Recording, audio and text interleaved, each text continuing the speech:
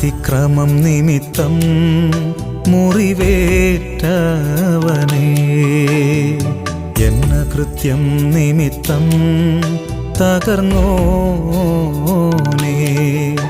എനിക്കായി രക്ഷ നൽകിയോനേ, എന്നെ വീണ്ടെടുത്തവനേ, നിനക്കായി ഞാൻ എന്നെന്നും ജീവിക്കും.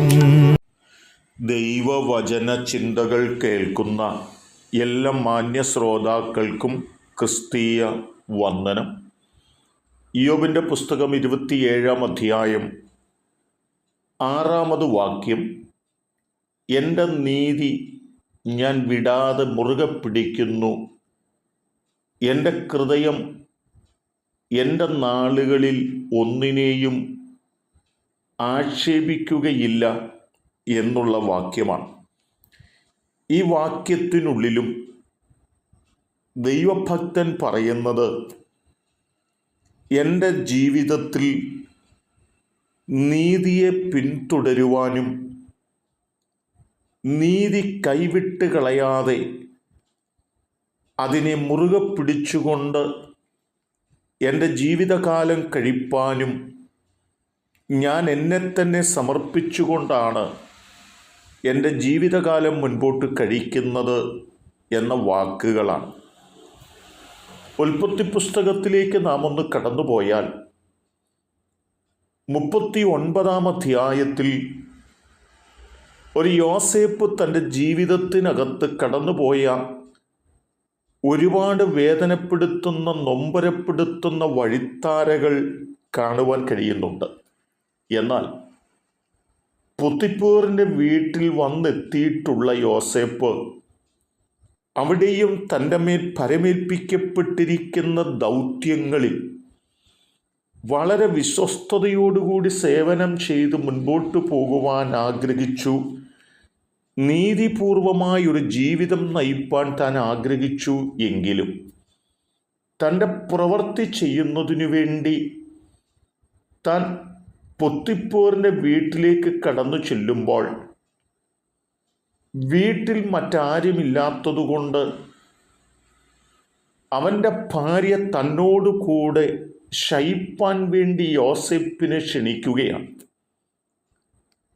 അവൾ പറയുന്നത് കേട്ടുകൊണ്ട് അവളോട് കൂടെ സഹകരിച്ചാൽ മാനുഷികമായ മണ്ഡലത്തിൽ യോസേപ്പിന് ചില നന്മകളും അനുഗ്രഹങ്ങളും ഉയർച്ചകളും നിലനിൽപ്പുമൊക്കെ ലഭിച്ചെന്നു വരാം.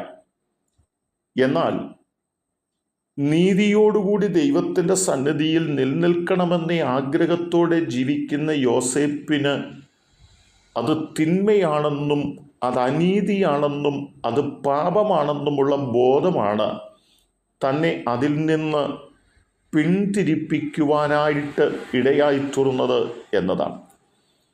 നീതിയോടുകൂടിയാണ് യോസേപ്പ് തൻ്റെ പ്രവർത്തികൾ ചെയ്തത്, ജീവിച്ചു വന്നത്. എങ്കിലും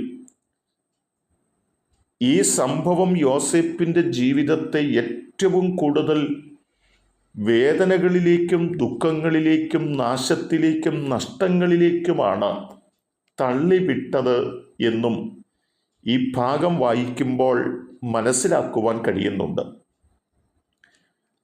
അവിടെയൊന്നും ചഞ്ചലപ്പെടാതെ അനീതി പ്രവർത്തിച്ച, തിന്മ ചെയ്ത, ബലാത്കാരം ചെയ്യുന്നവനാണെന്നൊക്കെയുള്ള വാക്കുകൾ യോസേപ്പിനെ നോക്കി മറ്റുള്ളവർ പറയുമ്പോഴും ദൈവം മുൻപാകെ താൻ നീതി കൈവിട്ടിട്ടില്ലെന്നും നിർമ്മലമായ ജീവിതം മാത്രമേ കഴിച്ചിട്ടുള്ളെന്നുമുള്ള മനസാക്ഷിയുടെ ബോധ്യപ്പെടുത്തലാണ് യോസേപ്പിൻ്റെ നിലനിൽപ്പിന് കാരണമായത്.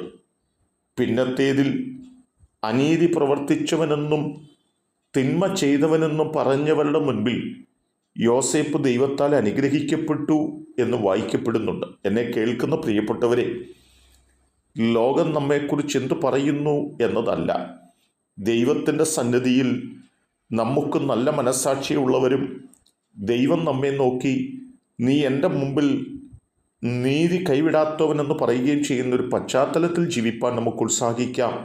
അതിന് ദൈവം നിങ്ങളെ സഹായിക്കട്ടെ. കരുണയുള്ള ദൈവമേ, ഞങ്ങൾ താൽക്കാലിക നന്മയ്ക്ക് വേണ്ടി ഏതെങ്കിലുമൊക്കെ വഴിയിലൂടെ കടന്നു പോകുന്നവരോ താൽക്കാലിക നിലനിൽപ്പിന് വേണ്ടി എന്തെങ്കിലുമൊക്കെ ചെയ്യുന്നവരായിട്ടോ അല്ല. നിത്യനായ ദൈവത്തിൻ്റെ സന്നിധിയിൽ നീതിപൂർവമായ ജീവിതം നയിപ്പാൻ ഞങ്ങളെ സഹായിക്കണം. യേശു കർത്താവിൻ നാമത്തിൽ തന്നെ ആമേൻ.